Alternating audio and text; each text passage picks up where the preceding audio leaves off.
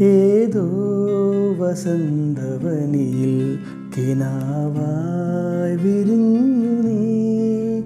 പനിനീരിലെൻ്റെ ഹൃദയം നിലാവായി അലിഞ്ഞു പോയി. അതുപോലും ഇനി നിന്നിൽ വിഷാദം പകർന്നുവോ?